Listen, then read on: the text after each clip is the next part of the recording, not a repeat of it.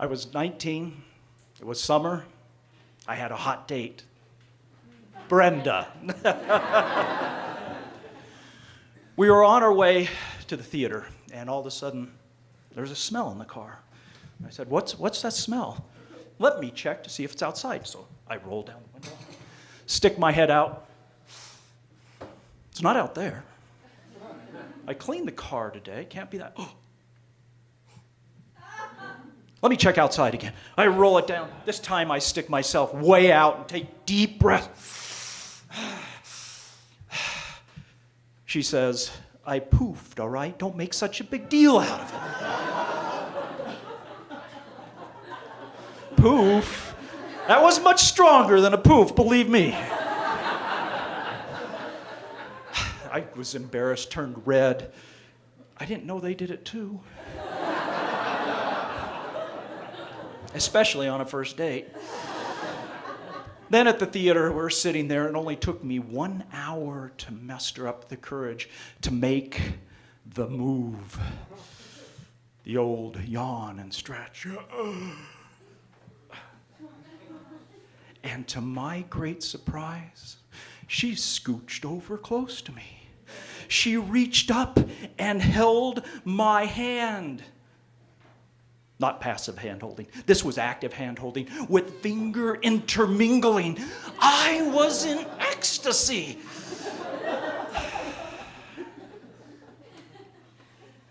After about half an hour, my arm was so fast asleep, I didn't know if it was still attached.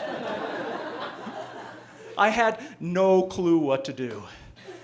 So I didn't do anything. I just waited. About halfway through the credits, she stood up and said, let's go. So I stood up and my arms went down. Jolts of electric pain. It was worth it. By the time we got to the car, my arm was better because, when you're 19, you heal a lot quicker than at this age. And I let her in the car, went around, and I got into my 1965 Ford Fairlane 3 on the tree. For those younger, the 3 on the tree means that the shifter is on the steering column. Bench seats, black vinyl, no seat belts, no headrest. And to my great surprise, she scooched over next to me tight. I could feel her warmth, so I put my arm around her again. I can still feel how comfortable that was. It was the perfect height, the back of the seat. It was flat. My hand on the back seat, hand on her shoulder, fingers in her hair, her head on my shoulder, her hand on my thigh. For the second time that night, pure magic. I forgot I needed to shift, so in a panic. Have you ever elbowed someone in the face? Faces are a lot softer than elbows. It was the first time I touched her face. I remember how soft and smooth it was. Well, eventually we got the shift and the arm back going right. And she says, look, there's a padiddle. When you see a padiddle, that means you're going to get kissed that night. And so I said, smartest thing I could is like, what's a padiddle? Because I had no idea. And she said, it's a car with only one headlight. And then I thought about it, because that's what I do in these situations. And I thought, that sounds like a wives' tale. Wives' tales never come true. They've never come true for me. And sure enough, that night I did not get kissed. And as far as I know, neither did she.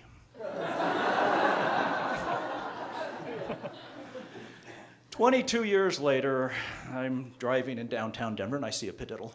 And I've seen them since then all over the place, and I've talked to my daughter about it, told friends about it. But something was different that night. And my mind went in a direction it had never gone into before. And all of a sudden I thought, oh, she wanted me to kiss her.